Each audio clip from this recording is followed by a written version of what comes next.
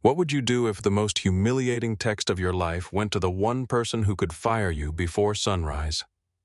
At 12:43 a.m. in Pittsburgh, single dad Ethan Cole sat alone at his kitchen table with $38 in his bank account, an eviction notice beside his hand, and his 9-year-old daughter sleeping under 2 blankets because the radiator had failed again. He meant to text his apartment manager one simple question: "Can I pay the rent late?" But exhaustion made his thumb choose the wrong name. Claire Whitmore, his CEO. Ethan thought he had just lost his job. Instead, her reply would expose a truth buried far deeper than one missing paycheck and force both of them to decide what dignity, courage, and trust were really worth. Stay with this story to the end. And before we begin, like the video and tell me in the comments what city or state you're watching from. By 6:14 the next morning, Ethan Cole had read Claire Whitmore's message so many times that the words no longer looked real. "Do not pay the rent yet. Bring 6 months of pay stubs. Floor 38. He stood in the bathroom of his apartment, tying the only necktie he owned while the mirror fogged around the edges. The tie had belonged to his father. Dark blue, slightly frayed near the narrow end, still holding the faint crease from years spent folded inside a drawer. Ethan pulled the knot too tight, cursed under his breath, loosened it, and started again. From the hallway came the sound of small feet. Sophie appeared in the doorway wearing flannel pajama pants and one sock. She squinted at him. "You look weird." Ethan glanced at the mirror. "Good morning to you, too. You never wear a tie." "I have worn a tie," when he thought about it. "Your second-grade parent conference. That was because Mrs. Miller thought you were my older brother. That woman had poor judgment." Sophie smiled, but her eyes stayed on him. Children had a way of hearing what adults tried to hide between words. "Are you in trouble at work?" Ethan stopped touching the knot. No, it came too quickly, Sophie noticed. He softened his voice. "I have a meeting." With who he considered lying. He had been doing too much of that lately. Not the cruel kind of lying. The kind parents convinced themselves was protection. "Dinner is enough for me. These boots are fine. I am not tired. We are doing okay." This one felt heavier. The boss. Sophie blinked. "Your boss." "The boss of my boss's boss." Her eyebrows rose. "That sounds bad. It sounds early." She studied him for another second, then walked into the kitchen. Ethan followed. The apartment was still cold. The radiator beneath the window gave one weak metallic click and then fell silent again. Sophie opened the refrigerator. A carton of eggs, half a gallon of milk, a jar of mustard, 2 apples, a plastic container with leftover pasta from the night before. She reached for an apple. Ethan took the other one. "You need breakfast. So do you. I'll grab something downtown." She looked at him again. "You always say that when there isn't enough." Ethan went still. Sophie bit into her apple as if she had not just cut him open with one sentence. He crouched until they were eye level. "Hey." She looked at him. "There's enough. Okay. I mean it." She nodded, but he knew she did not believe him. Ethan stood and reached for his coat. On the kitchen counter, partly hidden beneath a grocery circular, sat the eviction notice. He covered it with his hand before Sophie could look over. 3 days. That was all the paper gave him. 3 days to produce money Whitmore Residential already owed him. 3 days to protect a home that was not much but was theirs. As he slipped the notice into a drawer, his phone vibrated. A reminder. 7:00 a.m. Claire Whitmore. Sophie leaned against the counter. "Dad." "Yeah, whatever the meeting is, just tell the truth." Ethan looked at her. She took another bite of apple. "That's what you always tell me." For a moment he could not think of anything to say. Then he kissed the top of her head. "Get dressed. Mrs. Donnelly will take you to school." Sophie made a face. "She drives like she's in a police chase. She is 72. That doesn't make it better." Ethan smiled despite himself. For 10 seconds he almost forgot about the rent, the unpaid hours, and the woman waiting on the 38th floor. Then he stepped into the hallway and pulled the apartment door shut behind him. The smile disappeared. Outside, Pittsburgh was still waking. Snow from the night before had hardened along the curbs into gray ridges. Trucks hissed over wet pavement. The first pale light of morning slipped between buildings and turned the Monongahela into a sheet of cold steel. Ethan drove his 13-year-old pickup toward downtown with the heater blowing lukewarm air against his hands. At a red light, he looked at his work bag on the passenger seat. Inside were 6 months of pay stubs. He knew every number, every regular hour, every overtime hour, every deduction. He knew exactly how much was missing. 47.5 hours over the previous 7 weeks. Enough to pay the rent, enough to keep groceries in the refrigerator, enough to cover the school museum trip Sophie had pretended she did not want to attend. He had asked payroll twice. The first time they told him there was a processing delay. The second time they said the overtime had already been approved and deposited. Ethan checked his bank account 3 times that day. Nothing. Then he went to Grant Mercer. That conversation had changed everything. It had happened the previous afternoon in the service corridor of Whitmore's North Shore property, less than 12 hours before Ethan sent the wrong message. Ethan had spent most of that shift inside a mechanical room where the heat pressed against his skin even while snow struck the windows outside. A boiler alarm had been blinking for 2 days. The building monitoring system insisted the pressure readings were within acceptable limits. Ethan did not trust it. Machines lied less often than computers, but they still lied in different ways. He pressed his palm against a section of pipe. Too much vibration. He crouched beside the main pressure assembly and listened. A dull knocking sound repeated every 7 seconds. One of the younger technicians, Marcus Lee, stood behind him holding a tablet. The system says normal. Ethan looked over his shoulder. The system isn't standing next to it. Marcus shrugged. Management closed the ticket this morning. Ethan straightened. Who closed it? Regional office. Ethan took the tablet. The ticket was there. His original report from the night before had been changed. He remembered exactly what he had written. Pressure regulator unstable, immediate replacement recommended. Continued operation risk system shutdown and possible line damage.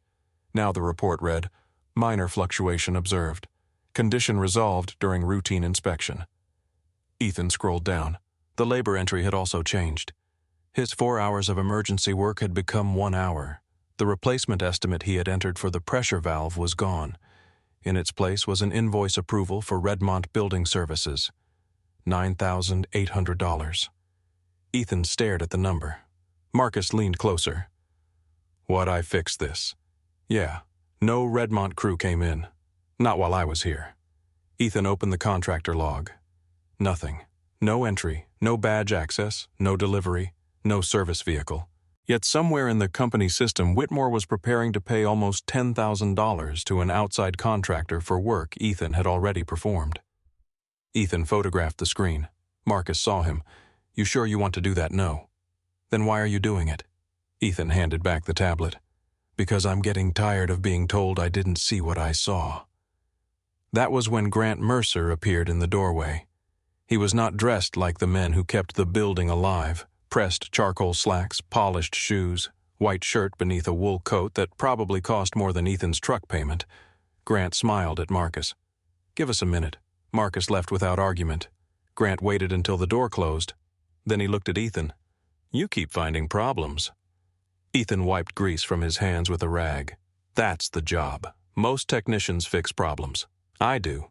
You document them like you're preparing for trial. Ethan tossed the rag onto his cart. Only the ones that keep disappearing. Grant's smile remained. There was no anger in it. That made Ethan more careful. Grant walked toward the boiler. The company is under pressure to reduce maintenance costs, then stop paying contractors for work they don't do. Grant's eyes shifted back to him. A beat passed, then another. You have a daughter, right? Ethan's shoulders tightened. Grant continued before he could answer. Sophie. Hearing her name in that room felt wrong. Grant nodded as if they were discussing something pleasant. 9. What does my daughter have to do with a boiler? Nothing. Grant slipped his hands into his coat pockets. I'm saying I understand responsibility. Ethan stared at him. Do you? Grant ignored it. School, rent, food, health insurance. A man raising a kid alone has to think carefully about stability. There it was. Not a threat yet. Something colder. The shape of one. Ethan said, If you want to tell me something, tell me. Grant stepped closer. Stop creating problems that make senior management ask questions. I'm reporting problems that already exist, then report fewer. Ethan almost laughed. Instead, he said, that pressure assembly fails 80 apartments lose heat. Then fix it. I did. Good. And the report. Grant looked toward the tablet. Reports are administrative. Until somebody gets hurt. Grant's expression changed by less than an inch. You're a good technician, Ethan.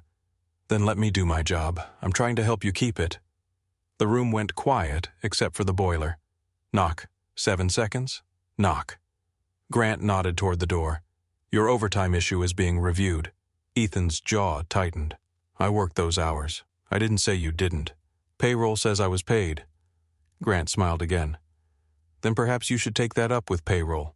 I did, and now you're taking it up with me, because you approve my hours. Grant stepped close enough for Ethan to smell coffee on his breath. Schedules can change quickly around here. Ethan did not move. Grant's voice stayed calm, especially for people who have trouble understanding priorities. Then he walked out. Ethan stood beside the boiler long after the door closed. That evening, he went back through his saved records. 4 months earlier, he had begun keeping copies almost by instinct. At first, it was one report, a fire door marked repaired when it was still broken, then a ventilation ticket, then a pump replacement. Each time Ethan submitted something through the official system, each time the details changed later. Hours disappeared, material costs grew, outside contractor names appeared, hazards became resolved. He had raised the issue twice. After Grant's second warning, Ethan stopped asking questions through official channels. He started saving the originals. Creation times, device identifiers, photographs, serial numbers. Not because he thought he was building a case, because he wanted proof that his own memory was not betraying him. By the time he pulled into the garage beneath Whitmore Tower that morning, the backup drive sat in the inner pocket of his work bag. He had not decided whether to mention it. Maybe Claire Whitmore really had called him upstairs over a payroll error. Maybe he would show her the pay stubs, accept an apology, and go home with enough money to keep Sophie from learning what an eviction notice looked like. Maybe that was all. The elevator carried him upward. Floor 12, floor 19, floor 27. His ears popped. His reflection stared back at him from the polished metal doors. Work boots, old tie, gray shirt gone soft from years of washing. He looked like exactly what he was, a maintenance technician who had somehow been summoned to the executive floor. The doors opened at 38. A woman in a dark green suit waited outside. Mr. Cole, yes? Dana Brooks, General Counsel. That did not make him feel better. She noticed the bag against his chest. You brought the records?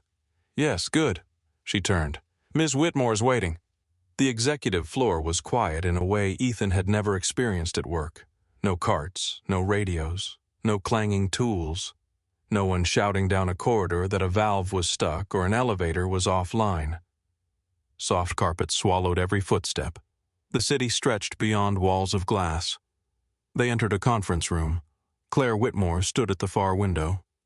Ethan had seen photographs of her in company newsletters. He had seen her face on the employee portal. In person, she looked younger than he expected and more tired. Not visibly tired. Not in a way most people would notice. But Ethan spent his life looking for small failures before they became large ones. There was tension in her shoulders. A coffee cup sat untouched beside a stack of reports. She turned. Mr. Cole. Ms. Whitmore. He immediately started. About last night, I want to apologize again. I was trying to contact my apartment manager. Your number was saved from the winter outage message, and I must have touched the wrong contact. I would never intentionally send you something that personal. Claire watched him for several seconds. You think I called you here because you asked to pay your rent late? Ethan stopped. I don't know why you called me here. That makes two of us. Dana closed the door.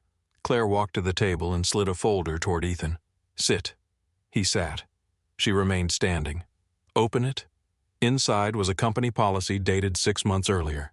Employee Housing Stabilization Program. Ethan read the first paragraph, then the second. Whitmore employees residing in company-managed housing were temporarily protected from eviction when documented payroll delays or company-initiated reductions in scheduled hours created the rental shortfall.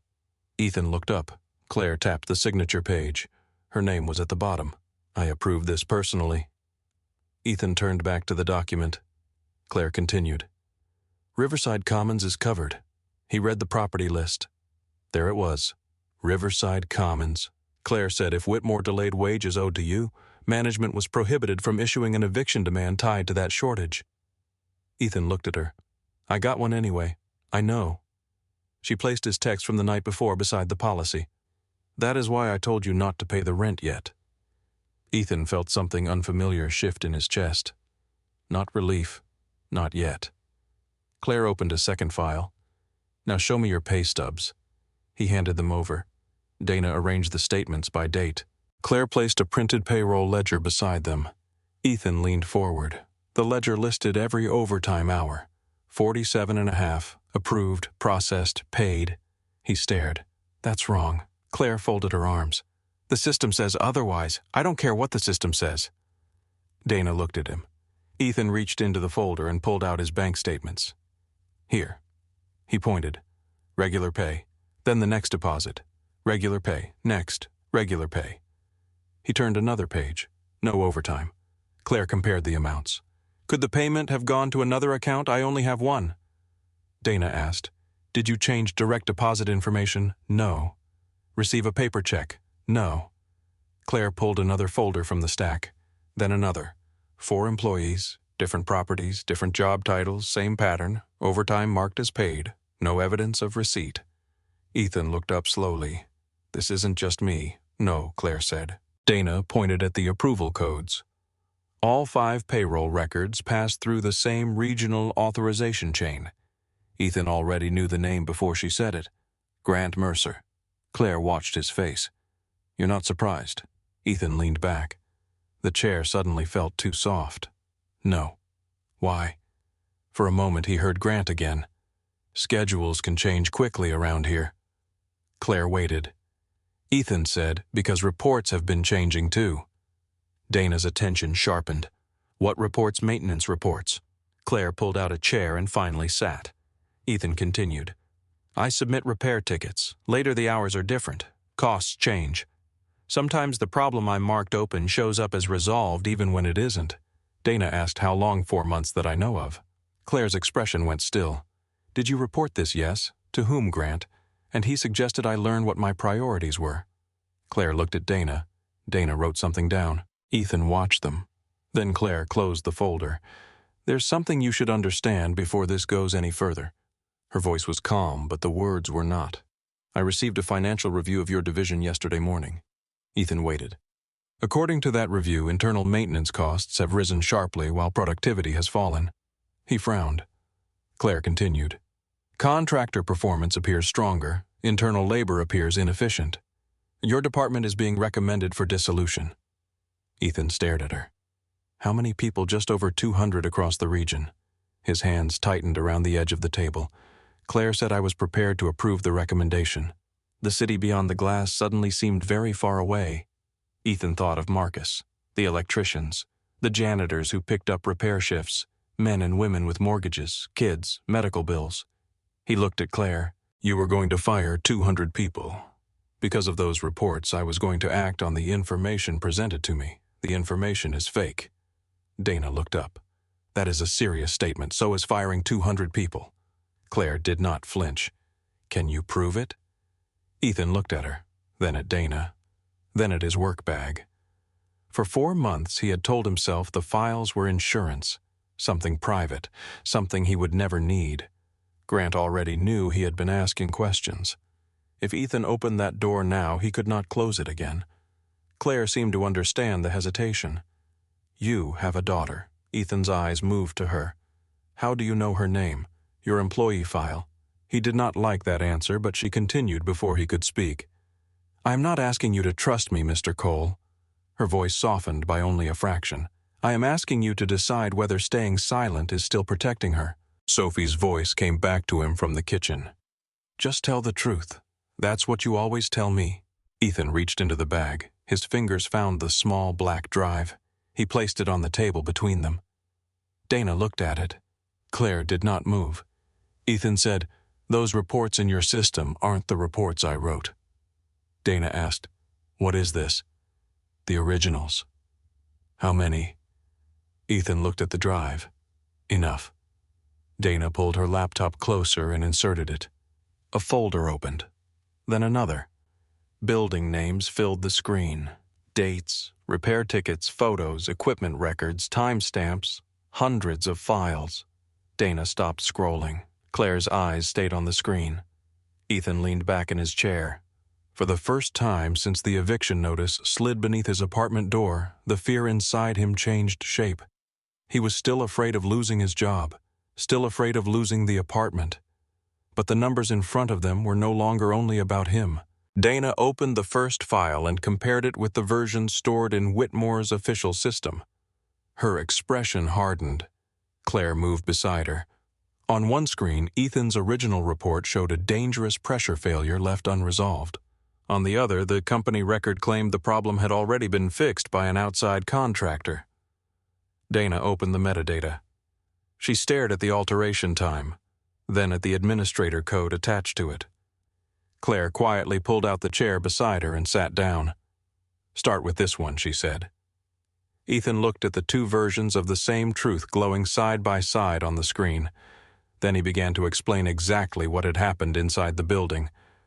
Dana Brooks did not look up for almost a full minute. She opened Ethan's original report, then the company version, then the metadata, then another file, and another. The room grew quieter with every click. Claire Whitmore stood behind Dana's chair, one hand resting against the edge of the table. Ethan watched the muscles in her jaw tighten.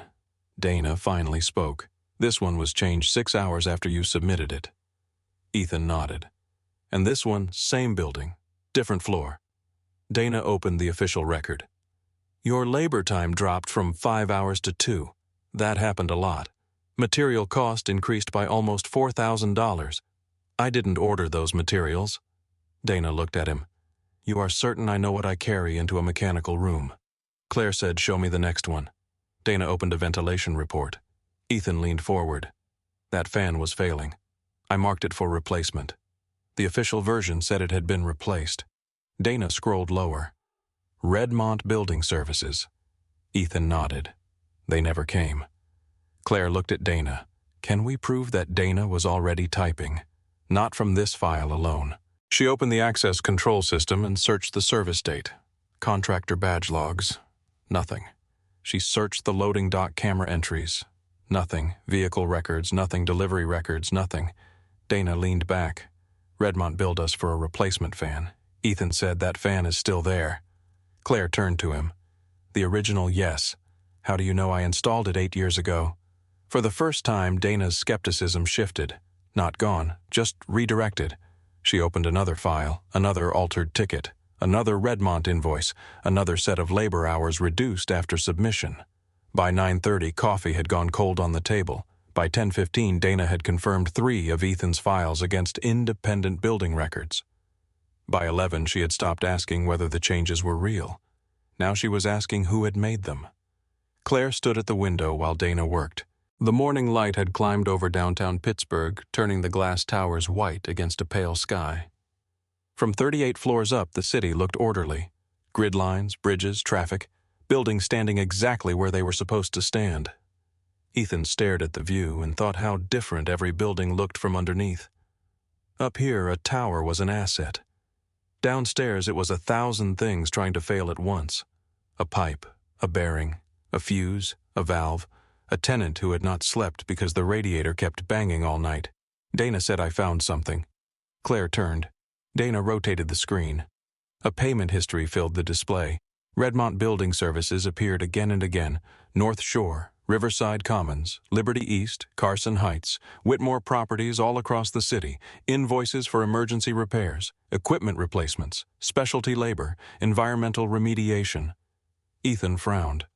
How much Dana did not answer immediately. She filtered the date range, then widened it. More than $2 million in the last 18 months. Ethan stared at the number. Claire came closer. For one contractor for Redmont alone. Claire looked at Ethan. "How many Whitmore properties have you worked?" 16. "Have you ever seen one of their crews?" "No, never," Dana asked. "Could they have worked different shifts?" Ethan shook his head. "Not on this volume." He pointed at the invoices. If they replaced boilers, pumps, ventilation units, control boards, I would know. Those jobs require shutoffs, permits, lockouts, equipment deliveries. Half the time, I would be the one making the building ready for them. Dana looked back at the screen. Then somebody has been paying a company to perform work that may not exist. Claire's voice was quiet. Or paying for work my own employees already did. No one answered. Dana opened the original Redmont vendor file. Legal registration, insurance, tax information, contract approval. She scrolled to the executive authorization, then stopped. Claire saw it before Ethan did. Her expression changed. Not shock, something more private. Recognition. Dana turned the monitor slightly. The sponsor line read, Richard Hale, Chief Operating Officer. Ethan looked between the two women. Who is he? Dana did not answer. Claire did. My Chief Operating Officer. Her voice had lost some of its sharpness. Ethan waited. Claire continued. He has been with Whitmore for 27 years. Dana closed the vendor screen. Claire looked toward the city again. My father hired him. Something in the way she said father made Ethan stay silent. Claire folded her arms. Richard was with him when Whitmore had 6 buildings and 1 office above a hardware store. Ethan had never heard that version of the company. Whitmore was everywhere now. Apartment towers, commercial properties, mixed-use developments, entire blocks carrying the company name, Claire continued. When my father died, half the board believed I had no business taking his chair. Dana said, that is not relevant yet. Claire ignored her. Richard defended me. Ethan understood then. This was not just an executive name on a document. This was someone Claire had trusted. Dana said, one vendor contract does not establish anything. Claire looked at her. I know. Redmont could be legitimate and poorly supervised, I know. Richard approving the relationship proves nothing. I know Dana. Her tone cut through the room. Dana stopped. Claire took a breath. Then she looked at Ethan. If this reaches Richard before we know what we are looking at, the investigation ends, Ethan asked. He can stop you? Claire gave a humorless smile. Not directly. Then how boards do not need to fire a chief executive because she is wrong. They only need to believe she has become dangerous. Ethan glanced at Dana. Dana said Richard has deep support among the directors. Claire nodded. Some of them knew him before they knew me. A long silence followed. Ethan had spent most of his adult life assuming that people with offices like this controlled everything. Now he was watching the most powerful woman in his company explain how easily power could disappear. Dana closed the laptop. We proceed quietly. Claire nodded. No accusations, no internal notices, no requests through regional management. Claire looked at Ethan. Especially not Grant. Ethan almost laughed. I wasn't planning to invite him. Claire ignored the comment. You will continue your normal schedule. Ethan's expression changed. You want me to go back to work? Yes. With Grant knowing I was here, Claire looked at Dana. Dana said, if we remove you from the field immediately, he will know why. Ethan understood. So I act like nothing happened, for now. He leaned back. That sounds simple from 38 floors up. Claire's eyes met his. For a second, neither spoke. Then she said, you are right. Ethan had not expected that. Claire continued. It does sound simple from here. The admission changed the room more than an argument would have. Dana gathered the files. Before you leave, there is still the immediate issue. She glanced at Ethan's pay records. The rent. Claire looked at him. How much do you owe? Ethan's face hardened. That is not part of the audit. No. It is part of the reason you are sitting here. I told you, payroll owes me more than enough. Claire reached into a leather folder. I can cover the balance today. Ethan stared at her. No. Claire paused. No. You have an eviction deadline. I know. And your daughter lives with you. I know that too. Then I do not understand the objection. Ethan stood. The movement was sharper than he intended. My daughter does not need to grow up in a home somebody paid for because they felt sorry for her father. Claire's expression cooled. I did not say I felt sorry for you. You reached for money because you need money. I need money I earned. Dana looked between them and wisely said nothing. Claire's voice became tighter. There is no shame in accepting help. I didn't say there was. You are acting like there is. Ethan looked at her. No. I am acting like there is a difference between help and being rescued. Claire crossed her arms. And what difference matters if Sophie keeps her home that landed? Ethan's jaw tightened. He looked away. For a moment he saw Sophie at the kitchen counter holding an apple. There's enough. Okay. She had not believed him. He hated that Claire had found the exact place where his pride became difficult to defend. Ethan lowered his voice. If the company owes me money, pay me. Dana said payroll corrections can take time. Then make it take less. Claire almost smiled. Almost. Instead, she looked at Dana. Can we retain him as a technical consultant to internal audit? Dana blinked. Temporarily, yes. For evidence review and field verification, yes. Dana thought. Possible. Claire looked at Ethan. You will be paid for audit work at a consultant rate, separate from your regular wages. Ethan said nothing. Your disputed overtime will be released as a payroll correction as soon as Dana verifies the hours. He still did not answer. Claire leaned forward. That is not charity, no. It is work. Yes, you are very difficult, I've heard that.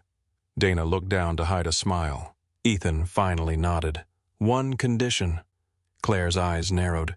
You are negotiating, yes, with the chief executive, you asked. Claire folded her hands. Go ahead. You check everyone. Everyone, what everyone whose overtime disappeared? Dana looked at him. Ethan continued. Not just me because I sent the wrong text.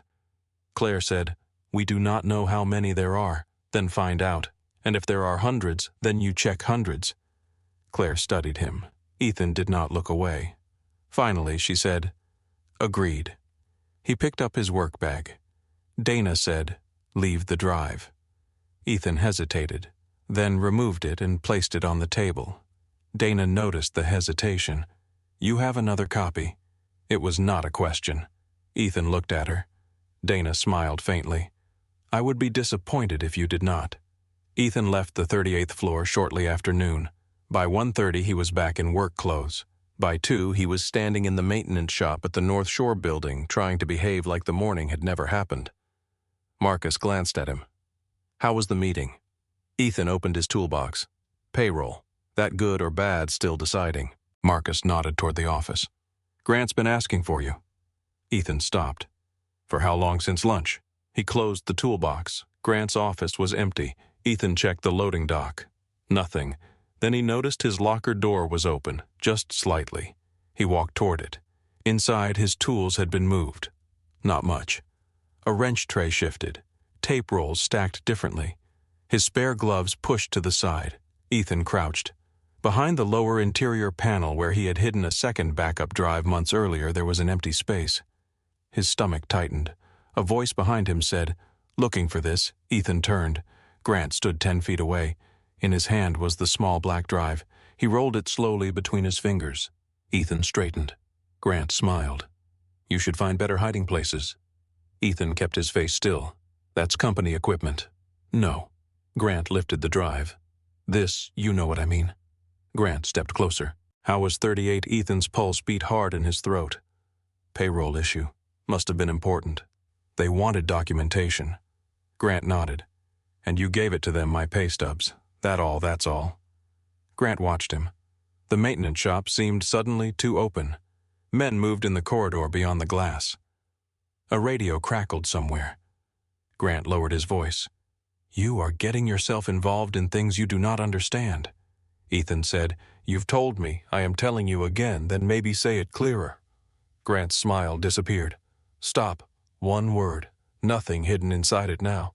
He handed Ethan the drive, then walked away. Ethan waited until he was alone before plugging it into an offline laptop. Several folders showed new access times. Someone had opened them. The previous night, after Ethan received Claire's message. He removed the drive and stared at it in his hand. Grant knew enough to be afraid. That night, Ethan called Dana from his truck. She answered on the second ring. What happened? He told her. She was silent for several seconds. Did he copy anything? I don't know. Did he alter anything? Doesn't look like it. Do not use that drive again. I already checked it offline. Ethan, I needed to know. Dana exhaled. Where are you, parking lot? Stay there. I'm going home. Then call me when you are inside. Ethan frowned. Is that necessary? Yes. He looked at the dark building in his rearview mirror. Fine. After the call ended, he sat for another minute. Then his phone lit again. Claire, not a call, a message. Is Sophie home with you tonight? Ethan stared at it. He typed, why 3 dots appeared? Because Grant may know enough to understand that you are involved. Ethan's fingers tightened around the phone. He replied, she is with me. Claire answered good. Nothing else. No command. No polished executive sentence. Just good. Ethan put the phone down and drove home. The next morning, Donna began tracing Redmont. She worked without using the company's ordinary vendor review channels. Ownership records led to another company. That company led to a holding group. That holding group led to a private warehouse on the east side of Pittsburgh. The address looked ordinary. The money did not. Redmont invoices clustered around specific Whitmore properties. Not all of them. A pattern. Claire called Ethan back to the tower after his shift. This time he arrived in work boots. No tie, no apology. Dana had maps spread across the conference table. Claire stood beside them. We need physical verification. Ethan looked at the invoices. Of what Claire pointed. Everything. Dana said, if Redmont claims it replaced equipment, we need serial numbers. Ethan nodded. Then send inspectors. Claire looked at him. Which inspectors? He understood. Anyone inside the normal chain could warn Grant. Or Richard. Ethan said, you need somebody they aren't expecting. Claire reached for her coat. Ethan stared at her. No. Claire paused. No, you cannot walk into Riverside Commons looking like that. She looked down at her suit. What is wrong with this everything? Dana covered her mouth. Claire looked offended. Ethan continued. People see that coat, they know somebody important is coming. What do you suggest? Something you can get dirty. An hour later, Ethan stood outside Riverside Commons watching Claire Whitmore step from a rideshare wearing dark jeans, a plain wool coat, and boots that looked brand new. He looked at the boots. Those waterproof. Claire looked down. They cost enough to be. That wasn't my question. Her mouth moved. Not quite a smile. Lead the way, Mr. Cole. Inside, the first thing Claire noticed was the smell. Old heat, dust, cooking oil, damp plaster. The lobby looked nothing like the property photographs used in executive reports. Paint peeled near the mailboxes. One ceiling tile sagged from an old leak. The security camera over the entrance pointed slightly toward the wall. A handwritten note beside the elevator read, out again. Use stairs. Claire stopped. The elevator report says 98% uptime. Ethan pressed the button. Nothing happened. He looked at her. Congratulations, you found the other 2%. They took the stairs. On the 3rd floor, an elderly woman opened her apartment door when she saw Ethan. Heat's gone again. I know Mrs. Alvarez. You said someone was coming. I'm someone. She looked at Claire. Who's she? Claire opened her mouth. Ethan said, she's checking the building. Mrs. Alvarez looked Claire up and down. Good. Tell them I'm tired of wearing my church coat in my living room. Claire's expression changed. I will. Mrs. Alvarez nodded and closed the door. They continued. At apartment 4C, an eviction warning was taped beside the frame. Claire stopped. Then another on 4F, another on the 5th floor. She pulled one free. The form carried Whitmore's logo, 7-day demand. Claire read it twice. This violates the housing protection policy. Ethan said, I know. How many I stopped counting. Claire looked down the hall. Doors. Families behind them. People she had never met living under rules carrying her signature. They went to the basement. Ethan unlocked the mechanical room. Heat hit them first, then noise. Pumps vibrating, motors whining, metal expanding and contracting. Claire stepped inside carefully. Ethan pointed toward the main boiler. There. She looked. What am I looking at? A $240,000 replacement. Claire frowned. It looks old. It is. He wiped dust from the serial plate, then handed her his phone. On the screen was a company invoice. New high-efficiency boiler installation. Claire compared the serial number. They did not match. Ethan pulled an older maintenance record. The serial number on the machine matched the one from 17 years earlier. Claire looked at him. We paid to replace this. Yes, but it was never replaced. No. She stared at the boiler. For the first time since Ethan met her, Claire looked less like a chief executive than a person trying to understand how something so obvious had remained invisible. She walked farther into the room. What else? Ethan pointed. Pump assembly, old. Invoiced as replaced 2 years ago. Then a control cabinet. Same. Then a ventilation motor. Same. Claire turned slowly, surrounded by equipment the company had supposedly paid to replace. How much? Ethan said. At this property alone, yes. Hundreds of thousands. The boiler kicked hard. A deep metallic bang rolled through the room. Claire flinched. Ethan did not. He had heard it too many times. She looked at him. You documented this more than once, and the reports were closed. Yes. Claire looked toward the ceiling as if she could see the 38th floor through concrete pipes, apartments, and winter air. I signed the tenant protection policy. Ethan leaned against the workbench. I know. I approved capital replacement funds. I know. I was told the work was completed. Ethan said nothing. Claire turned to him. Say it. What? Whatever you are thinking. Ethan looked at her. That a signature on the 38th floor does not keep a family warm. Claire's face tightened. He continued. Somebody has to come down here and see whether anyone obeyed it. Silence. Only the boiler. Claire looked away. Ethan immediately wondered if he had gone too far. Then she said, I should have. He frowned. She looked back at him. I should have come down here. No excuse. No defense. That mattered. Claire walked toward a storage cage at the back of the room. Ethan followed. Old filters, broken valves, boxes of fittings. An unopened crate sat against the wall. Claire glanced at it. Ethan almost walked past. Then a shipping label caught his eye. He stopped. What? He pulled the label closer to the overhead light. Redmont Building Services appeared in small print. Below it was a parent account code. Then a delivery destination. A private warehouse address in Pittsburgh. Claire came beside him. What is it? Ethan read the final line. Hale Renewal Partners. Claire did not move. He looked at her. You know it. She took the label from his hand. For several seconds she said nothing. Then her phone rang. Dana. Claire answered. Talk to me. Dana's voice came through faintly. Claire's expression changed. When a pause. Who called it another pause? Claire looked at Ethan. What reason did he give? She listened, then closed her eyes for 1 second. All right. The call ended. Ethan waited. Claire still held the shipping label. What happened? She looked at him. Richard called an emergency board session. For what? Claire folded the label once, carefully. My fitness to lead. The boiler behind them rattled again. Ethan looked at the name printed on the paper in her hand. Hale Renewal Partners. Claire slipped it into her coat pocket. Then she turned toward the basement door. Take photographs of every serial number in this room. Ethan picked up his phone. Claire stopped with her hand on the door. For the first time, there was no distance in her voice. Everyone, Ethan. He looked at the old machines around them, then at the woman who had finally come down to see them. I will. By the time Ethan finished photographing the last serial plate in the Riverside Commons basement, Claire Whitmore had already stopped looking at the machines. She was looking at the name on the shipping label. Hale Renewal Partners. The paper seemed too small to carry that much weight.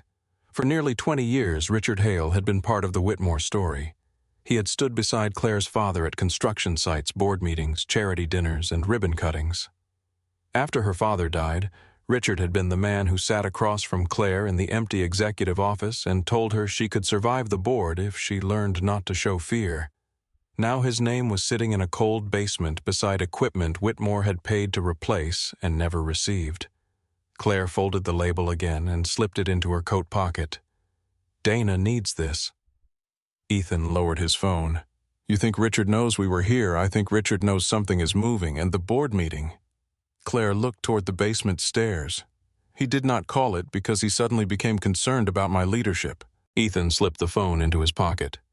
Then maybe we should stop pretending this is only an audit. Claire turned back. What would you call it? Ethan listened to the old boiler struggle through another cycle. A fight. Claire said nothing, but she did not disagree. 2 days later, Dana covered an entire conference room wall with maps. Property addresses had been printed on white cards and pinned across Pittsburgh. Riverside Commons, North Shore Towers, Carson Heights, Allegheny Terrace, Liberty East. Buildings Ethan knew from service calls, emergency repairs, and nights spent carrying tools up stairwells when elevators stopped working. Claire stood at one end of the table while Dana opened 3 spreadsheets. Maintenance costs first. 12 properties showed sudden increases over the previous 2 years. Payroll complaints second. The same addresses appeared again. Missing overtime, reduced shifts, disputed hours. Dana opened the third list. Tenant displacement, late payment notices, eviction filings, lease non-renewals, fee increases. The 12 properties appeared a third time. Ethan looked from the screens to the map. Claire asked, "What am I missing?" He moved closer. "Nothing." Dana frowned. "That is not helpful." "No. I mean, the pattern is the point." Ethan traced a finger along the pins. "These are all buildings management keeps calling expensive." Claire nodded. "High maintenance burden, because somebody keeps making them expensive." Dana folded her arms.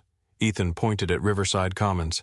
"Fake contractor invoices, equipment that never arrives, work done by employees and billed again through Redmont." He pointed to another property. "Cut the internal crews, then the buildings get worse." Another. "Tenants complain, repairs take longer, people start leaving." Claire's eyes moved across the map. Ethan continued. "Then the reports say the buildings are losing money." Donna turned toward the property records on her laptop. "Give me a minute." She searched zoning announcements, public redevelopment plans, infrastructure funding, transit proposals. A fourth pattern emerged. Every one of the 12 properties sat in or near an area expected to rise sharply in land value. A transit expansion near one, a medical campus near another, a riverfront redevelopment plan near 3 more. Dana stared at the screen. Claire moved beside her. "What is it?" Dana opened recent valuation reports. "Current building performance is weak." Claire said, "We know, but the land underneath them is not." Ethan looked at the map, then at the Hail Renewal shipping label on the table. Understanding arrived all at once. "He wants Whitmore to sell." Claire looked at him. Ethan pointed to the 12 properties. "He does not need the buildings to fail forever, just long enough for your board to believe they are bad assets." Dana's expression hardened. Claire said, "If maintenance costs rise and occupancy falls, the numbers justify disposal. And if Whitmore sells them cheap," Ethan said, "someone else buys the land before the neighborhood's turn." Dana began searching corporate records linked to Hail Renewal Partners. Ownership layers appeared. One company owned another. That company belonged to a trust. The trust controlled a development group.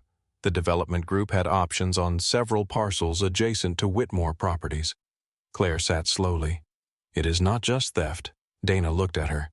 "No." Claire stared at the map. "He is manufacturing failure." Ethan thought about Grant standing beside the boiler. Report fewer. That sentence sounded different now. Richard did not merely need money to disappear. He needed buildings to become stories of failure. He needed technicians like Ethan to appear inefficient. He needed tenants angry enough to leave. He needed the internal maintenance division weakened, so no one remained close enough to the machines to ask why new equipment never arrived. Dana said, "If this is what it looks like, Richard profits twice." Claire looked at her. "Explain." "He directs Whitmore money toward inflated contractor expenses while the properties decline. Then entities tied to him acquire those same properties at depressed values." Ethan added, "And waits." Dana nodded. "When redevelopment raises the land price, he sells or rebuilds." Claire's face became very still. For a long time no one spoke. Then she said, "How much?" Dana did not answer. Claire looked at her. "How much could 12 properties be worth after redevelopment?" Dana turned the screen. The estimate was large enough that Ethan read it twice. Claire leaned back in her chair. Her father had spent decades building Whitmore. Richard had spent years quietly preparing to carve pieces from it. The conference room door opened. Claire's assistant stepped in. "Mr. Hale is asking whether Ms. Whitmore is available." Claire looked at Dana. Dana closed the files. Claire said, "Tell him I am in meetings." The assistant nodded and left. Ethan watched Claire. "You cannot avoid him forever. I am aware. Does he know you suspect him? I do not know." That seems important. Claire looked at Ethan. It is also why you are going back to your regular shift tomorrow. Ethan almost laughed. You are serious. If Richard believes you are only a payroll complainant, we have room. And if he does not, Dana answered. Then we find out. Ethan looked at both women.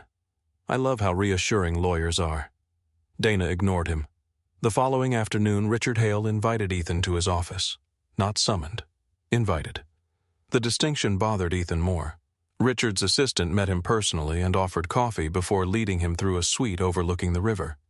No security, no accusation, no raised voices. Richard stood near a bookcase holding 2 cups. He looked exactly like the photographs in company reports. Silver hair, perfect suit, warm eyes, a face designed to make people trust him before he spoke. Ethan Cole. Ethan stayed near the door. Mr. Hale. Richard handed him a cup. Coffee. No, thank you. Richard smiled. Claire drinks hers black too. Her father used to say people who drink coffee without sugar are either disciplined or miserable. Ethan said nothing. Richard set the second cup down. I have heard good things about you. That would be new. Richard laughed softly. Grant can be difficult. Ethan watched him. Richard motioned toward a chair. Sit. Ethan sat. Richard took the seat opposite him. For several seconds he spoke about ordinary things. The weather, building maintenance, how difficult winter could be on older heating systems. Then he mentioned Sophie.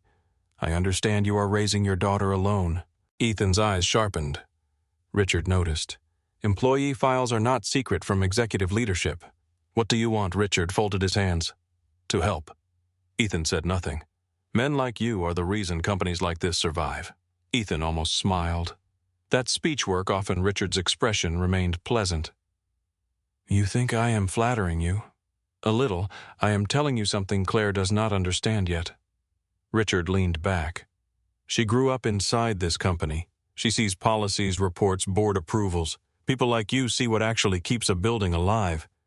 Ethan thought of Claire standing in the basement. You might be surprised what she sees. Richard's eyes shifted slightly, only slightly. Then he smiled again.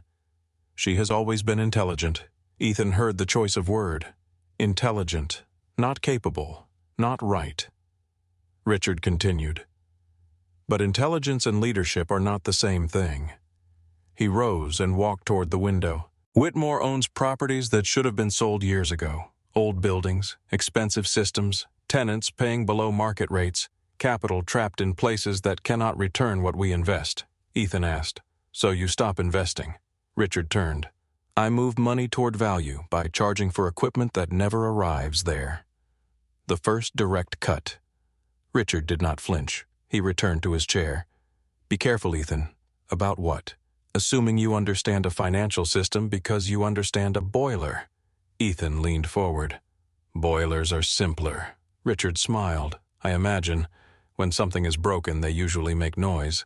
Richard studied him for a moment, then opened a folder. Inside was an employment offer. Regional engineering manager. A salary almost 3 times Ethan's current income. Company vehicle, bonus, housing allowance.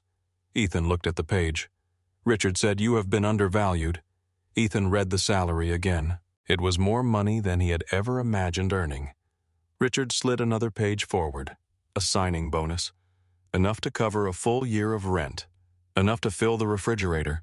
Enough to replace the truck. Enough to pay for Sophie's museum trips without pretending he had forgotten the permission slip. Ethan's throat tightened. Richard saw it. You work hard. Ethan looked up. You do not need to convince me of that. Richard's voice softened.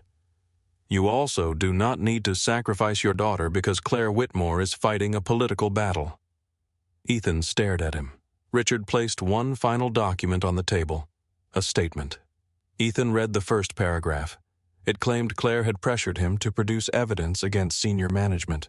It claimed she had used his financial distress to influence him.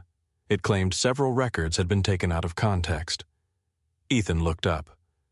Richard said, Sign that and the job is yours. Ethan let silence fill the room. Richard mistook it for temptation. That was useful. Ethan looked back at the salary, then the bonus. He imagined Sophie in a warm apartment, new shoes, a refrigerator full enough that she would stop counting what he ate. He did not have to pretend that part was easy. It was not. Richard said, "You do not owe Claire your child's future." Ethan picked up the statement. Richard relaxed almost imperceptibly. Ethan read it again, then placed it back down. "I need time." Richard nodded.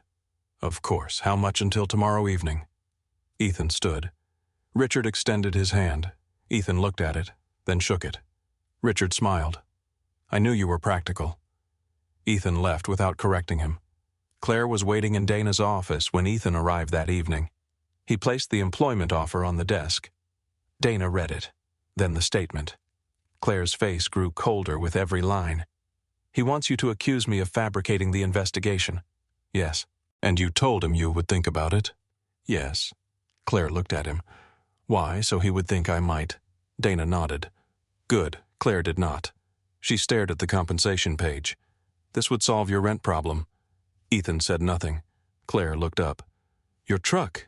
"Yes." "Sophie's expenses?" "Yes." "And you walked away." "I walked here." "That is not what I mean." Ethan knew. Claire lowered her voice. "Why?" He looked at the document. "Because Sophie watches everything I do." Claire frowned slightly. "She would never know you signed this. That is not how kids work." Claire stayed quiet. Ethan continued. "She might never see the paper, but she would grow up inside the life it bought." He looked toward the dark window. "I can explain being broke to her." His voice dropped. "I cannot explain becoming the kind of man I tell her not to be." Claire looked at him for a long time. Dana broke the silence. "We finally have movement on the Redmont money." She turned her screen. Transfers had passed through 4 companies before reaching a private trust. Dana pointed. "This trust has a financial advisor connected to Richard." Claire leaned closer. "Connected how same private office, same registered agent, several transfers overlap." Ethan asked, "Enough." Dana shook her head. "Not yet." Claire's frustration showed. "Why not?" "Because connected is not controlled." Dana opened another file. "We need the central payment records. 6 months should be enough to establish the full flow." Claire nodded. "Pull them, tomorrow morning." Ethan looked at the time. "You cannot do it now," Dana said. "The Central Archive requires dual authorization. The financial records team opens access at 6. Claire looked uneasy. Ethan noticed. What nothing? He did not believe her. At 6:07 the following morning, Dana called Claire. At 6:09, Claire called Ethan. He answered while pouring cereal for Sophie. "What happened?" Claire's voice was tight. "The archive is gone." Ethan stopped. "What do you mean, gone? 6 months of payment records were deleted overnight." Sophie looked up from the table. Ethan turned away. "Can they be recovered?" Dana is trying. "Who had access a short list?" Richard A. Pause. "Yes." Ethan looked at Sophie. "I have to go," Claire said. "Be careful." He ended the call. Sophie watched him. "Work? Yes." She looked at the cereal bowl. "You forgot your breakfast." Ethan grabbed the apple beside the sink. "See?" She gave him the same look she always did when she knew he was pretending. At Whitmore Tower, Dana was furious in the controlled way only lawyers seemed able to manage. She had server reports spread across the table. Whoever deleted the files used executive credentials routed through an administrative proxy. Claire asked, "Can you identify the original device, not from the central system?" Ethan stared at the empty archive screen. "So he knows." Dana said, "Someone knows." Claire's phone rang. Richard Hale. The room went silent. Claire looked at the screen, then answered. "Richard." His voice was calm enough that Ethan could hear pieces of it from across the table. Concern, board confidence, company reputation. Then Richard said something that changed Claire's face. She stopped moving. "What did you say?" Richard repeated it. Claire's eyes shifted toward Ethan. Then she ended the call.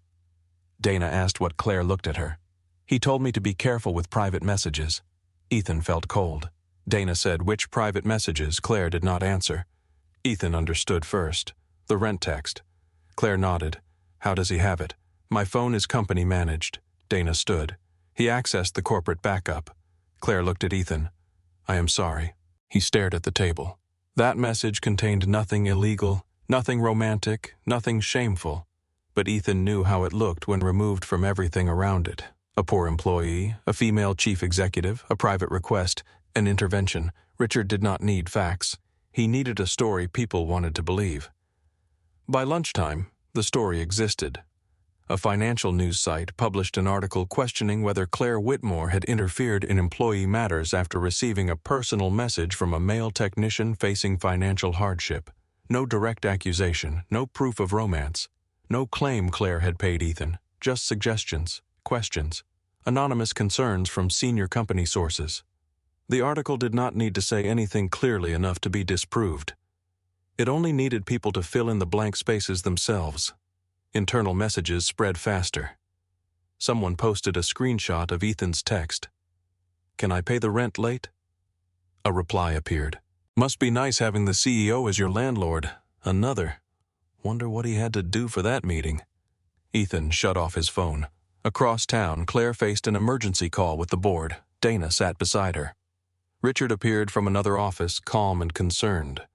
One director asked whether Claire had provided money to Ethan. No. Another asked whether she had altered payroll records for him. No. Another asked whether Ethan's participation in the audit began after the private message. Yes, that answer did the damage. Richard spoke softly.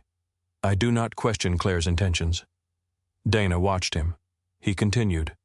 "But when personal circumstances and corporate investigations become intertwined, governance requires caution." Claire stared at him. He never accused her. He made everyone else do it in their own minds.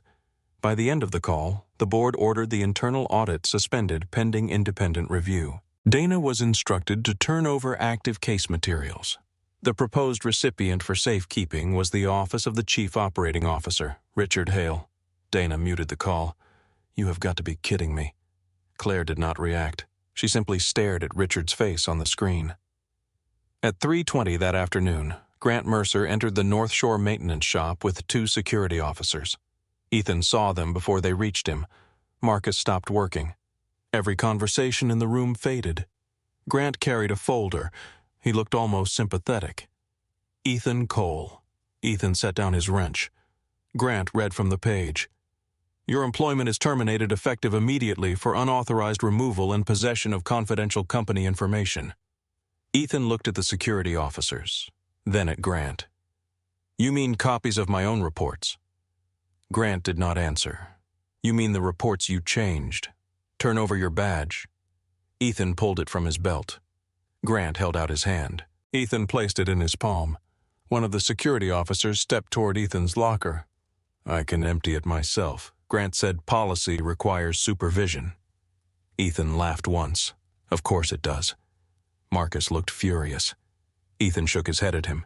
"Do not." Marcus understood. Ethan packed his tools into a cardboard box. Wrenches, meter, work gloves. A photograph Sophie had drawn for him and taped inside the locker. It showed a stick figure in a hard hat with the words, "Dad fixes everything." Ethan folded it carefully, then carried the box through the shop. No one said goodbye. Not because they did not want to. Because Grant was watching. In the parking garage, Ethan's phone regained service after his company access shut down. 3 missed calls. 1 from Dana. 2 from Riverside Commons. He called the apartment office first. Rachel Bennett answered. Her voice sounded uncomfortable. "Ethan, what happened?" "I received instructions from regional management." He closed his eyes. "What instructions? The extension on your rent is withdrawn." "I never got an extension. I know." Rachel lowered her voice. "The notice period is being enforced. How long? 48 hours. Ethan leaned against his truck. "The protection policy? They told me it does not apply after termination. My wages were missing before termination." "I know." "Then why are you doing this silence?" Finally, Rachel said, "Because I have a job too." Ethan ended the call. For a while, he remained standing beside the truck holding the box of tools against his chest. Everything Richard had offered him the day before suddenly became unbearable to remember. The salary, the bonus, the housing allowance. One signature and Sophie would have been safe. Ethan hated himself for thinking about it. Then he hated Richard more for knowing he would. Claire arrived at Riverside Commons that evening without calling first. Ethan was in the living room.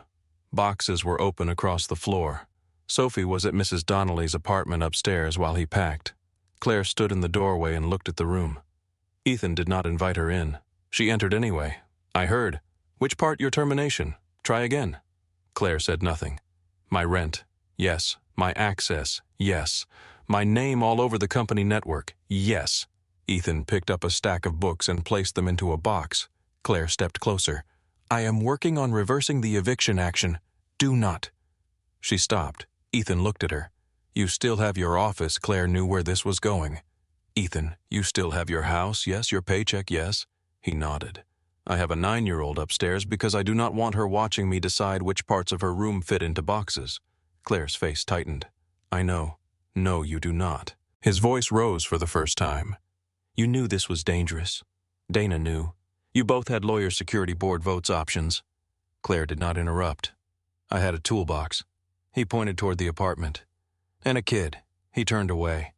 "I thought I was helping fix payroll. You were." "No." Ethan faced her again. "I got pulled into a war between people who can lose a board vote and still go home to houses they own." Claire took the words without defense. That made him angrier. "Say something." She looked at him. "You are right." Ethan stopped. Claire's voice was quiet. "I underestimated Richard." He stared at her. "I believed there were limits he would not cross." "Why? Because I have known him since I was 11. The anger in Ethan shifted but did not disappear. Claire continued. "I trusted history more than evidence."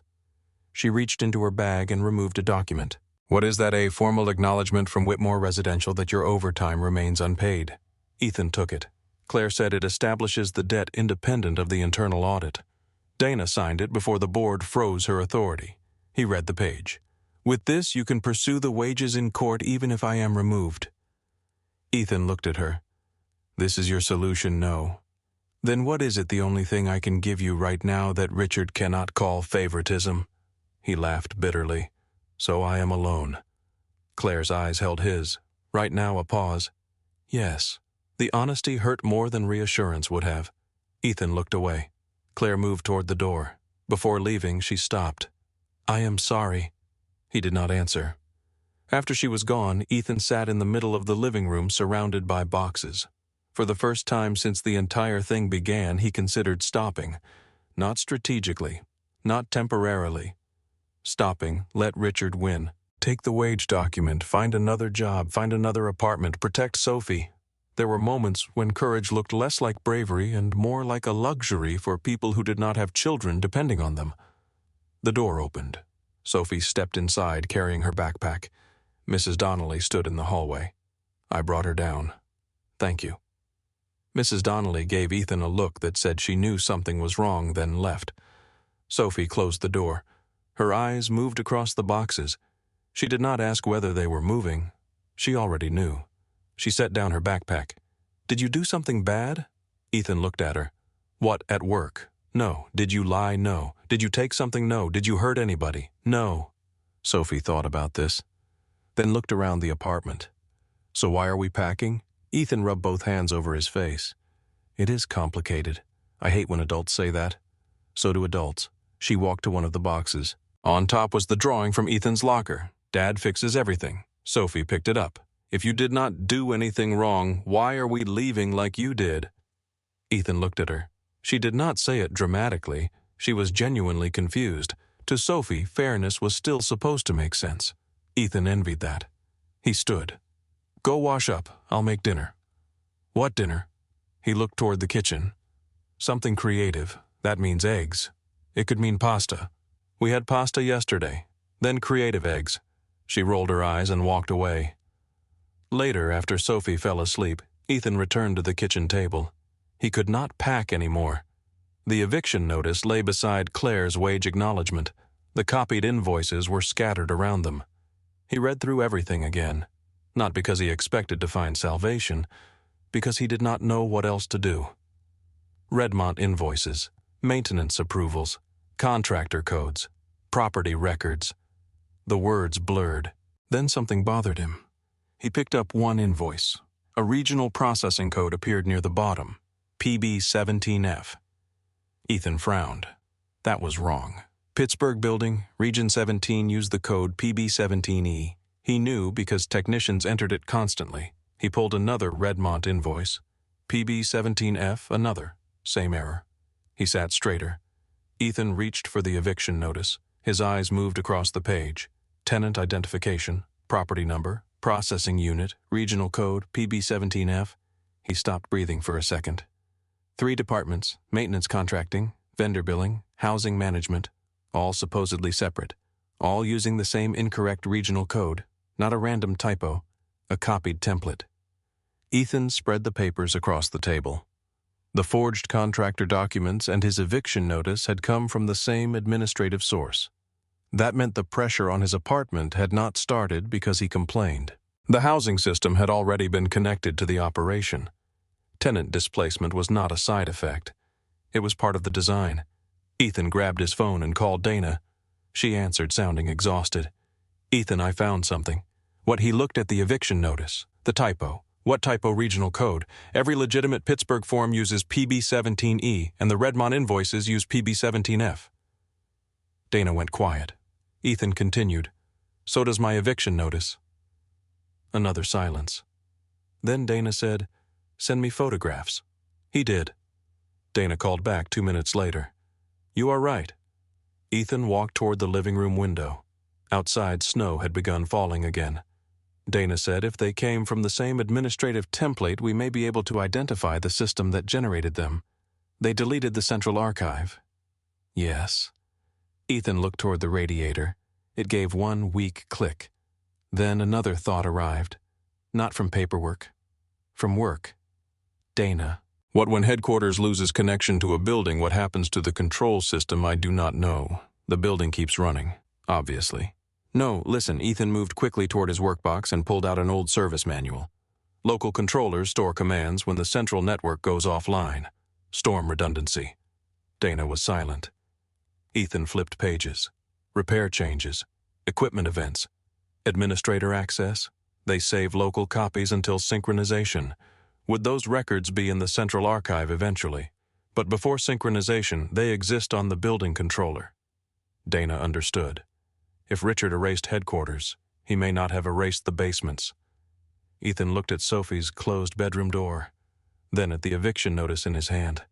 For hours he had been staring at paper created by people who believed the truth lived only where they controlled it. But buildings had memories too. Quiet ones, buried behind steel panels and dusty control boxes, records saved for storms.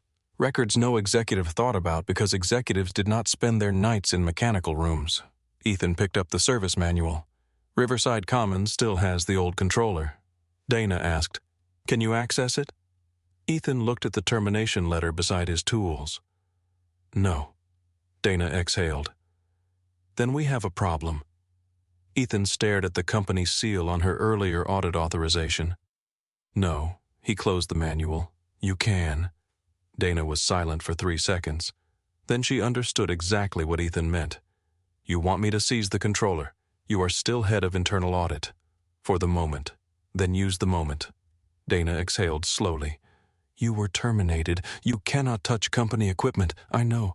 If Richard finds out you entered Riverside Commons after termination, he will call it trespassing. I know. If you access the controller yourself, he will call the data stolen.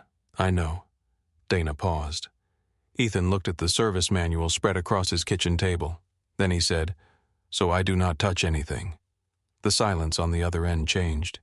Dana asked, "Where is the controller basement mechanical room?" "West wall. Gray cabinet behind the boiler control panel." "Does it require a company login?" "For the central network, yes. For local archive access, no. It was installed before Whitmore upgraded the system. How convenient. It was inconvenient every time I had to service it." Dana almost laughed. Then her voice became serious again. "I need written authority. You have it. I need access without regional management being notified. Rachel Bennett has keys. She reports through the same housing chain that issued your eviction notice." Ethan looked at the paper in front of him. "Then do not call Rachel." Dana understood. "Meet me there in 40 minutes. Ethan glanced toward Sophie's room. "I cannot leave her alone. Bring someone you trust." He looked upstairs toward Mrs. Donnelly's apartment. "Give me 45. Dana hung up. Ethan stood in the kitchen for a moment, staring at the eviction notice. 48 hours earlier, that piece of paper had been the worst thing in his life. Now it was evidence. He folded it carefully and slipped it into the inside pocket of his coat. Then he went upstairs. Mrs. Donnelly opened her door before he finished knocking. She was 72, small, sharp-eyed, and always smelled faintly of cinnamon and laundry soap. She took one look at his face. How long? Maybe 2 hours. Sophie can sleep here. I appreciate it. Mrs. Donnelly leaned closer. Are you in trouble? Ethan almost gave the usual answer. No, everything is fine. Instead, he said, yes. Mrs. Donnelly nodded. Good. He frowned. What means you finally stopped pretending? She stepped aside. Bring the girl. 20 minutes later, Sophie stood in the hallway holding her pillow. She looked at Ethan. Are you going back to work? Not exactly. Are you going to fix something? He considered the question. Maybe. Sophie hugged the pillow against her chest. Then fix the important thing. Ethan looked at her. Mrs. Donnelly opened the door wider. Go.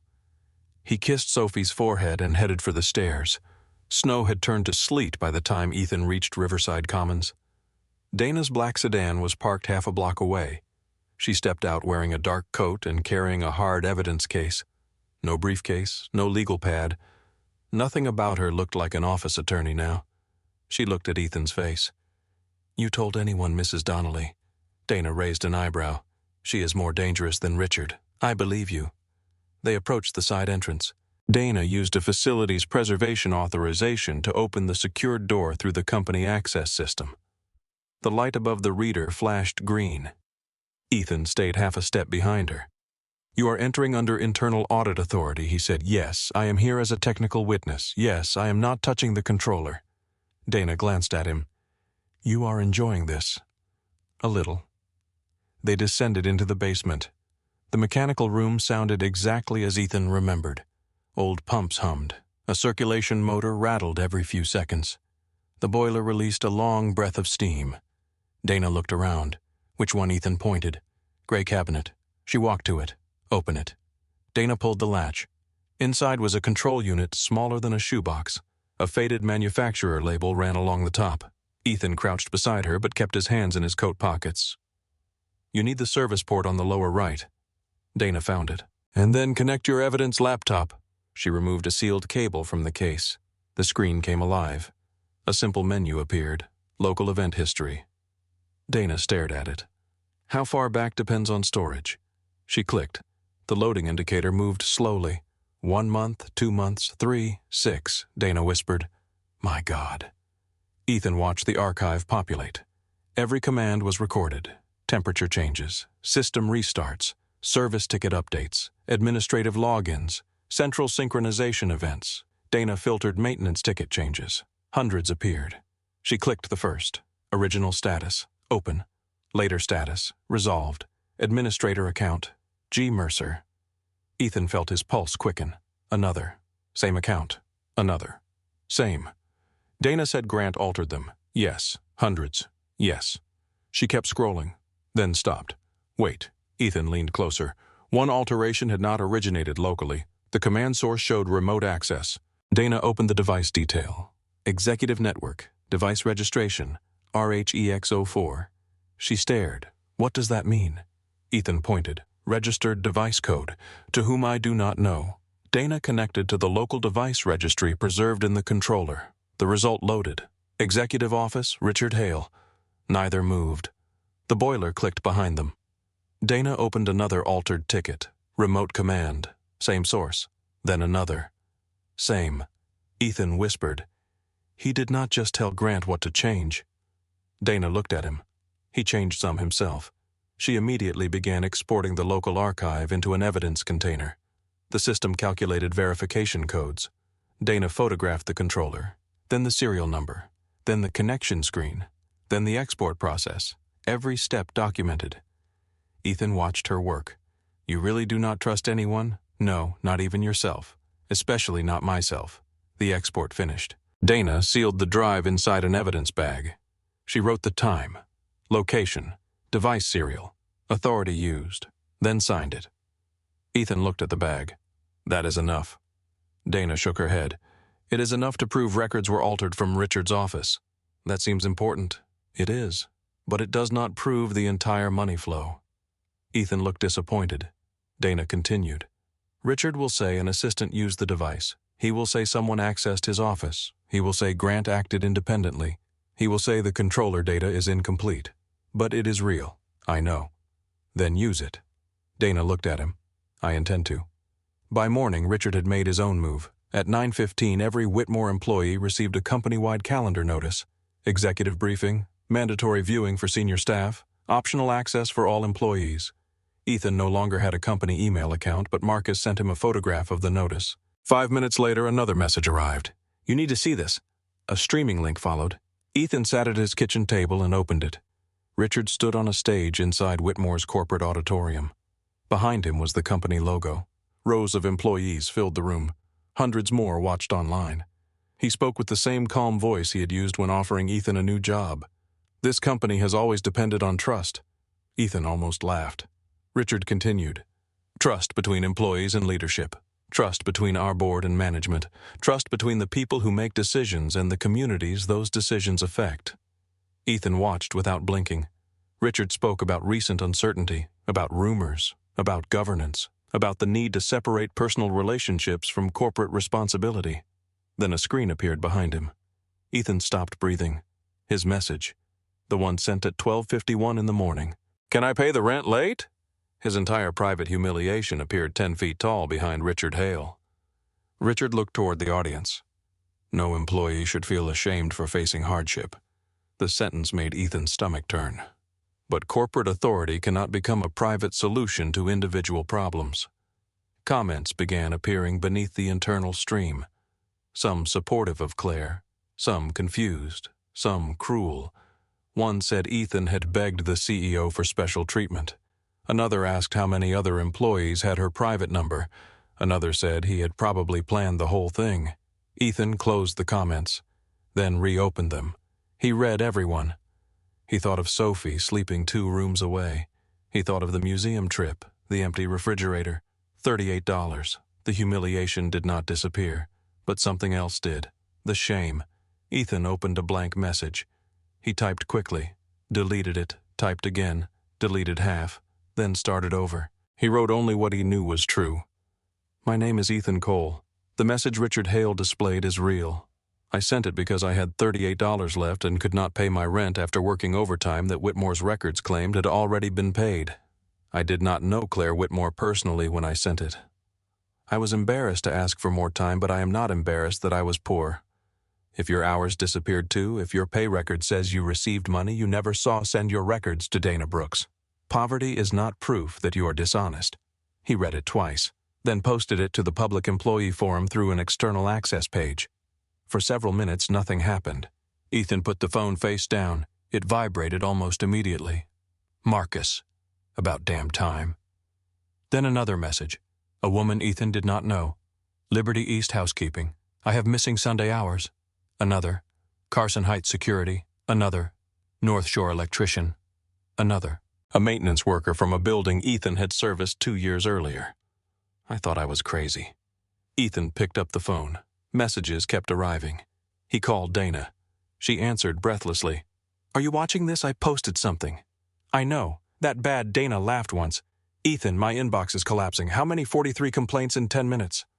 Another sound in the background. Dana stopped. Make that 51. By noon, there were more than 200. Pay stubs, bank statements, shift schedules, screenshots. Employees who had kept private notes because they had been told payroll would fix itself. Employees who had stopped asking questions because supervisors threatened to cut hours. Employees who had assumed they were the only ones. Richard had displayed Ethan's poverty to isolate him. Instead, he had given hundreds of people permission to stop hiding theirs. Dana called Claire into the conference room. The message was still frozen on one screen. The new payroll complaints filled another. Claire read Ethan's post. Then she looked at Dana. How many? 237 and counting. Claire sat down slowly.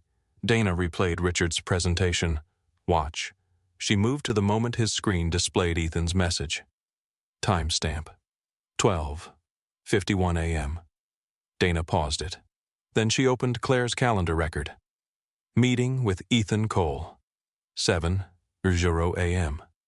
Claire stared. Dana said Richard wanted the exact time visible because he thought it made the message look intimate. Claire looked at her. Dana smiled faintly. He proved Ethan had not met you yet. Claire leaned closer. At the moment he sent the message, he had never been in your office, never spoken with me, never participated in the audit. Claire's eyes moved back to the screen.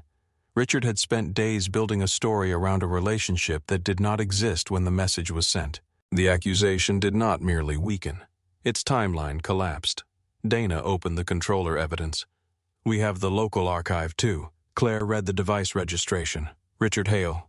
For the first time in days, something like certainty returned to her face. Then her phone rang. Her communications director. 20 minutes later, Claire sat in another conference room surrounded by advisors. Legal, communications, investor relations, board liaison. The recommendation was unanimous. Settle quietly. Richard resigns. Grant is terminated. Redmont contracts are canceled. Employee wages are repaid. The company announces governance improvements. No public accusation. No regulatory disclosure beyond what is legally unavoidable. No detailed admission. One advisor said a public fight could damage Whitmore for years. Another said lenders will react. Another, projects may freeze. Another, tenants may panic. Another, the Whitmore name is on more than 60 properties. Claire listened. The arguments were not stupid. That made them harder. Richard's removal could happen privately. The workers could receive money. The company could survive. The board could avoid public humiliation. Claire could remain chief executive. It was the cleanest path. Ethan entered near the end of the meeting with Dana. He had been asked to identify several controller records. Instead, he found himself listening to a senior advisor say, the objective should be institutional stability. Ethan stayed near the door. Claire noticed him. Say it. The advisor looked confused. Claire repeated, you have something to say. Say it. Ethan looked around the room. I am not part of this decision, no, but you are part of why we are making it. He hesitated. Then he looked at the proposed settlement outline. Does Richard admit what he did? Silence. The communications director said, that is not necessary for a negotiated exit. Do the workers find out why their wages disappeared? They will receive repayment.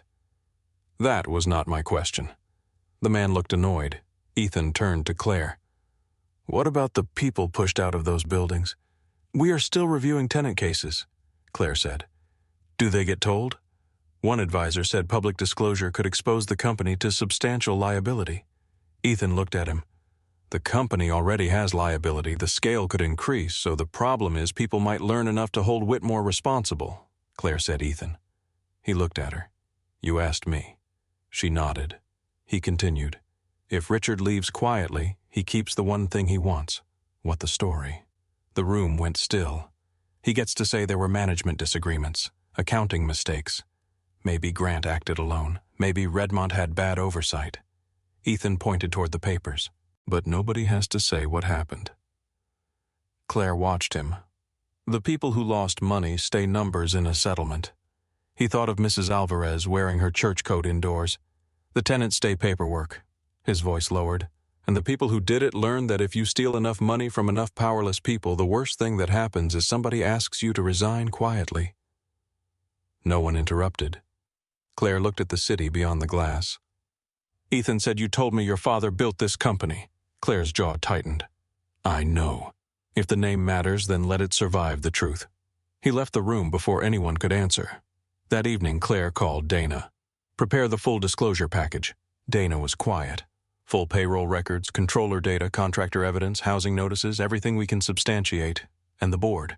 They see it tomorrow. Regulators. Claire looked at her father's photograph on the bookshelf. Yes. Dana paused. You understand what this could do to the company? Yes. To you. Yes. Then I will prepare it. Claire ended the call.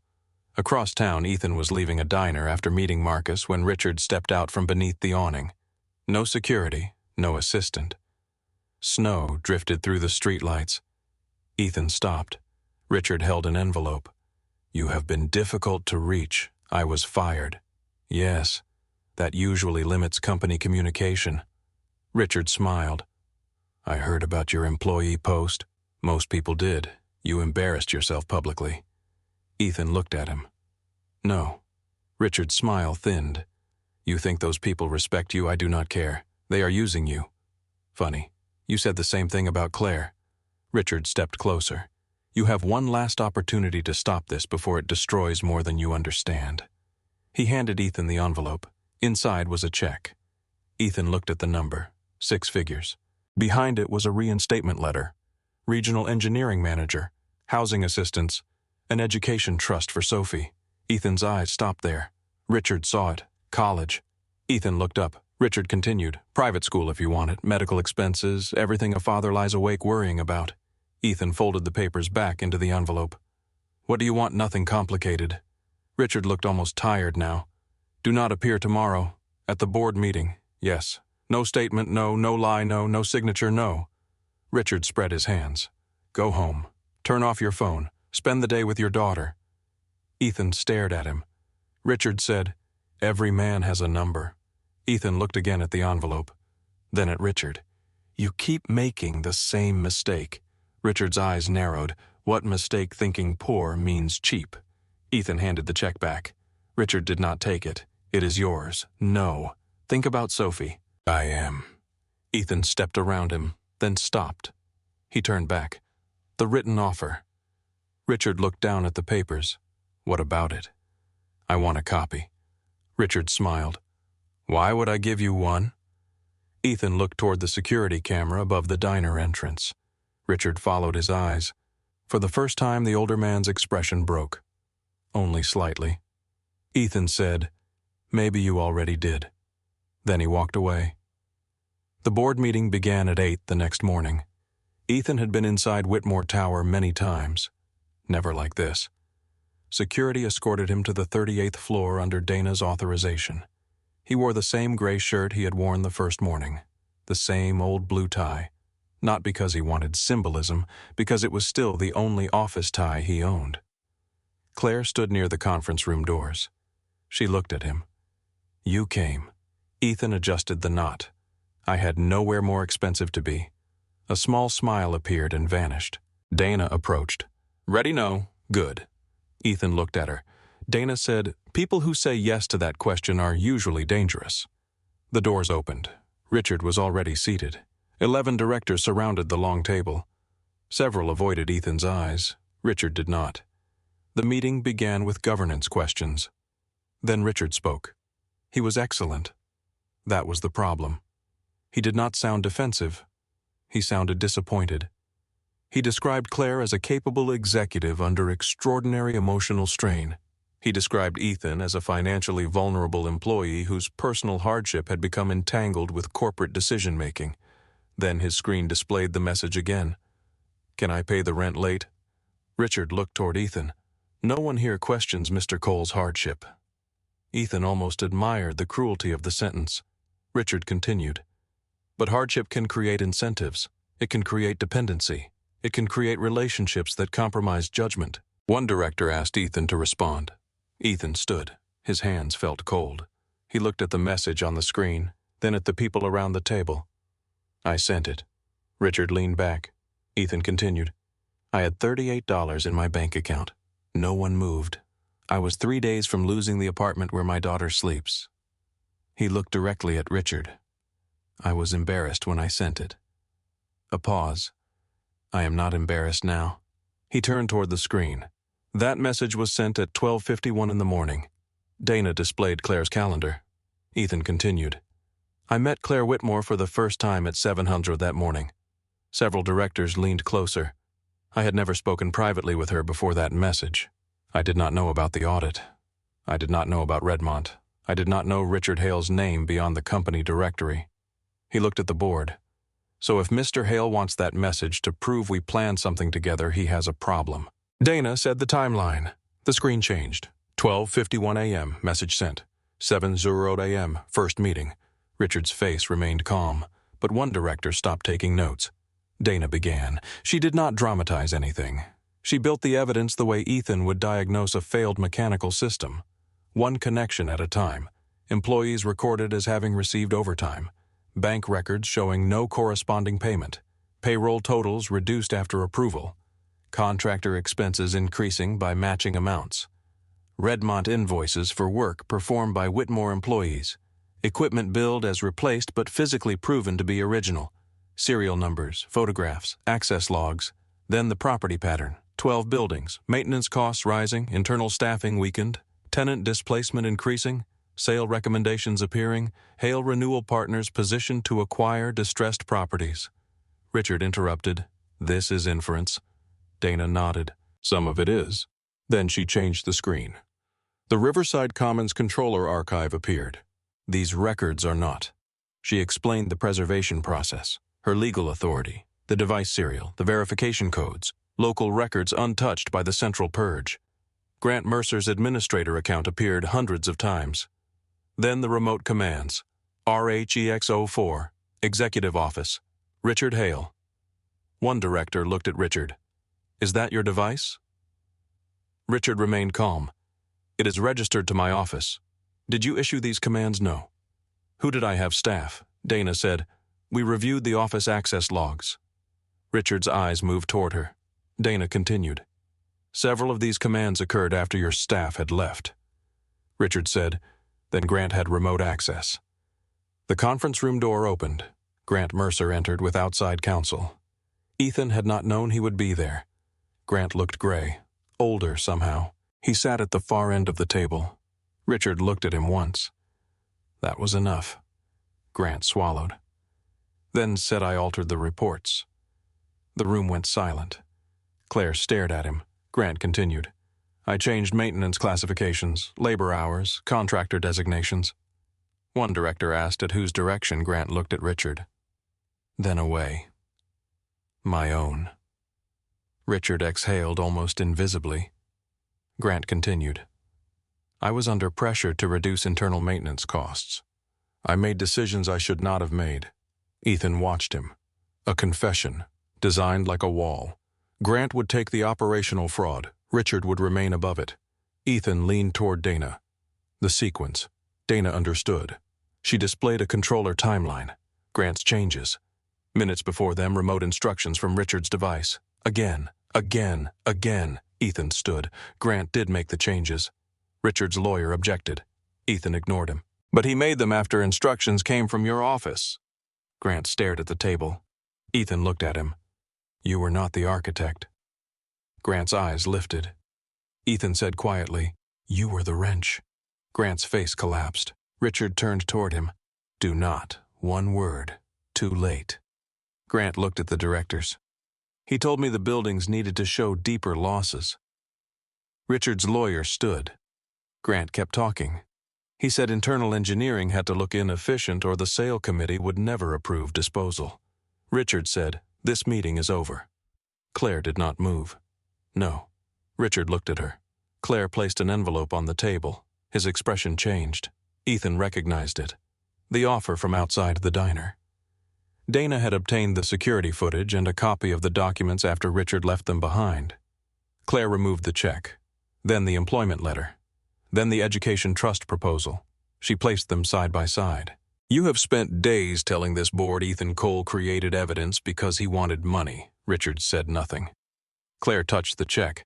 Last night your office offered him enough money to change his life if he disappeared before this meeting. Richard's attorney said, this could have been a settlement discussion. Dana replied, there was no claim negotiation, no counsel present, no release. The only requested action was absence from a board proceeding. Claire looked at Richard. You called him desperate. She slid the check across the table. You were counting on it. Richard's calm finally cracked. He turned toward the directors. You know what happens if she makes this public. No one answered. Projects freeze. Credit tightens. Investors leave. Thousands of employees who had nothing to do with any of this pay the price. He looked at Claire. You think confession makes you noble? Claire remained still. It makes you reckless. For a moment, Ethan saw the power Richard had held over this room for years. Not through threats, through fear of consequences. Fear that truth itself was too expensive. Several directors looked uncertain. Richard saw it. His confidence returned. Claire stood. I notified financial investigators this morning. Silence. Richard stared at her. She continued. The full evidence package will be delivered regardless of how this board votes today. One director sat back sharply. Another whispered something to counsel. Richard's face lost color. Claire looked around the table. This is no longer a choice between scandal and silence. Her voice stayed calm. It is a choice between cooperating with an investigation and being remembered as the people who tried to bury one. The room changed, not emotionally, mathematically. Directors who might have protected Richard to avoid public exposure now understood exposure was already coming. Supporting him no longer reduced risk. It increased it. The chairman called for an immediate motion. Richard Hale suspended from all executive authority pending investigation. 7 hands rose, then 8, then 9. Richard looked at each one. People who had laughed at his jokes, people whose careers he had helped, people who had assured him privately that Claire was too inexperienced to survive him. Security entered. Richard stood. He looked at Claire first. "You are destroying your father's company." Claire's expression did not change. "No." She looked toward Ethan. "I am finally seeing what was done inside it." Richard turned toward Ethan. For a second, neither man spoke. Ethan thought of the first offer, the second, the check, Sophie's college fund, $38. Then Richard walked past him without a word. The board took a second vote. The motion to remove Claire Whitmore as chief executive failed. The doors closed behind Richard. Silence settled over the room. Not victory. Not yet. Too much remained broken for that. Claire sat down. Dana gathered the evidence files. Grant remained at the far end of the table with his lawyer staring at his hands. Ethan loosened his tie. His phone vibrated in his pocket. A message from Sophie. "Did you fix the important thing?" He stared at the words, then typed back, "We fixed part of it." Claire looked across the table. For the first time since the meeting began, she allowed herself to breathe. Outside the glass, Pittsburgh stretched beneath a pale winter sky. 38 floors below them, boilers ran, elevators opened, tenants made coffee workers clocked in, and buildings continued doing what buildings always did. They carried the weight placed inside them. Ethan slipped the phone back into his pocket. Claire closed the last evidence folder. Then she looked at him. "What do you want, Ethan?" He understood the question. Not what did he want from the investigation. Not what did he want from Richard. What did he want now that the people in the room finally had the power to give him something? Ethan looked at the payroll records stacked beside Dana, then at the list of employees who had written in after his message. Hundreds of names. He answered without hesitation, "Pay them." Claire looked at Ethan for a long moment. Around the table, nobody moved. Dana glanced down at the growing list of employees who had submitted payroll records. Technicians, cleaners, security guards, electricians, building staff. People from properties Ethan had never worked and people he had stood beside for years. Claire asked, "All?" Ethan nodded. Every hour they earned. Every dollar that disappeared. Claire looked at the names again. "And you, I'm on the list." That was the only answer he gave. 3 weeks later, Riverside Commons looked almost exactly the same from the street. The brick was still faded. The front steps still needed repair. The elevator still complained every time it reached the 5th floor. But inside the Cole apartment, the radiator worked. For the first time all winter, Sophie sat at the kitchen table doing homework in a short-sleeved shirt. Ethan stood beside the counter holding a payroll envelope. He had already checked the amount 4 times. Unpaid overtime, corrected wages, additional compensation approved after the audit. His money, not a gift, not a favor, not charity. Sophie looked up. "You keep staring at that paper. I'm making sure it doesn't disappear. Can money do that?" Ethan looked at her, apparently. She went back to her math worksheet. The next morning, Ethan walked into the Riverside Commons office and placed the full rent payment on Rachel Bennett's desk. Rachel looked surprised. "You know corporate cleared the balance?"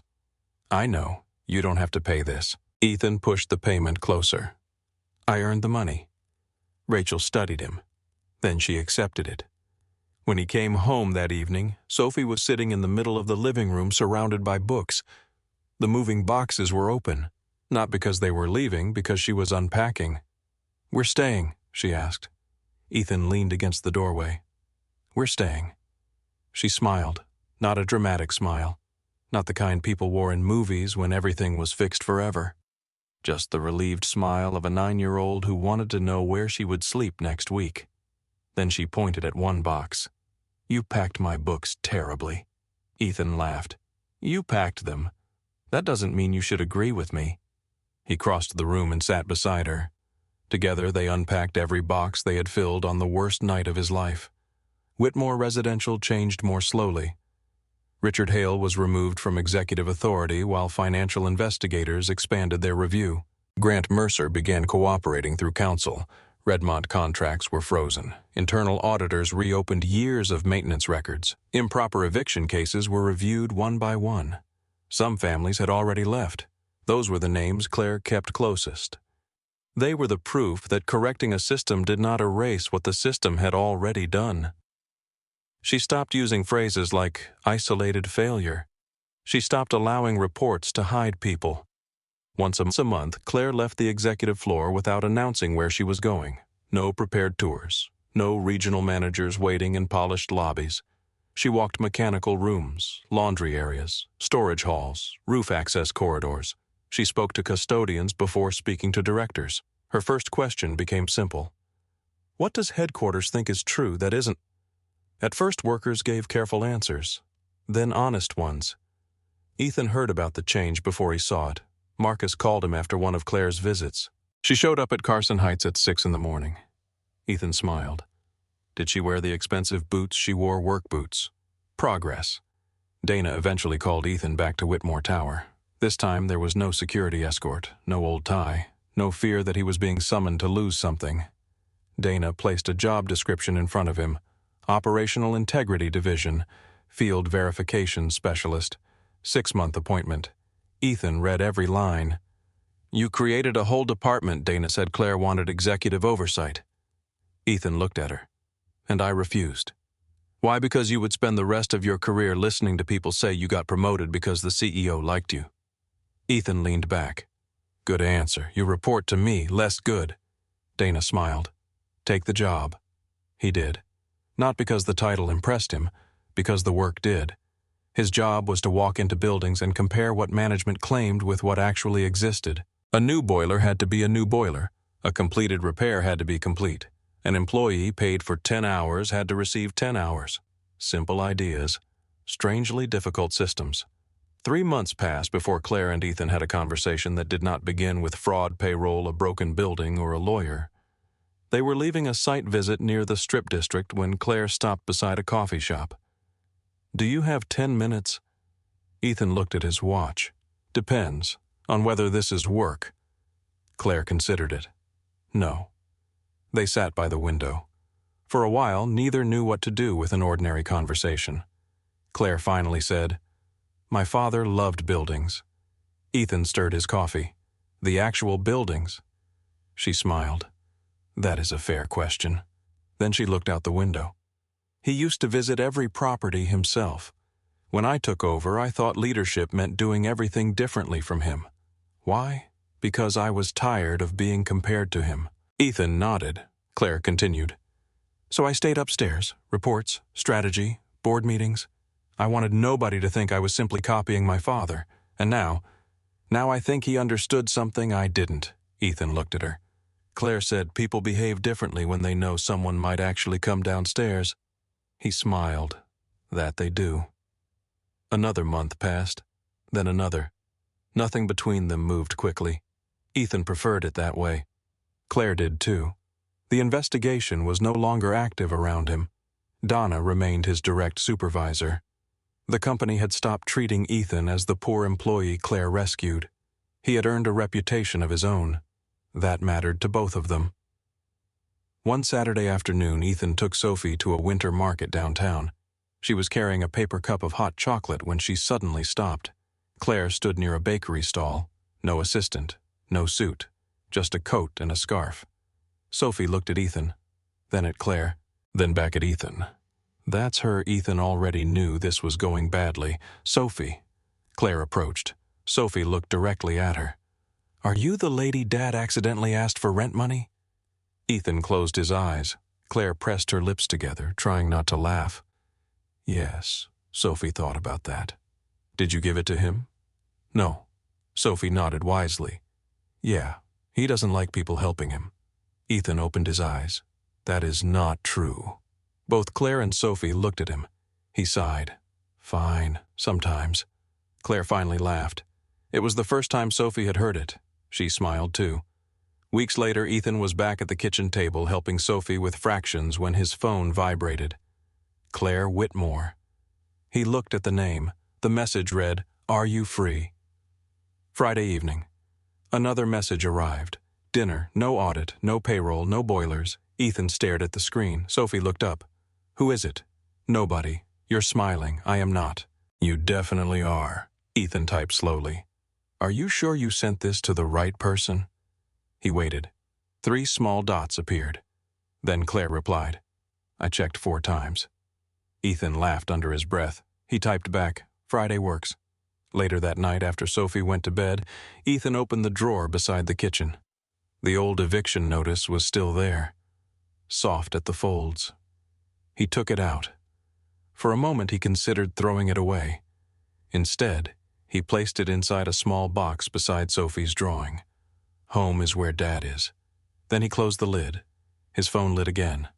Claire. 7 Silro. Ethan looked toward Sophie's room, then around the apartment. Same kitchen, same table, same man. Not the same life. He picked up the phone. 7 Silro.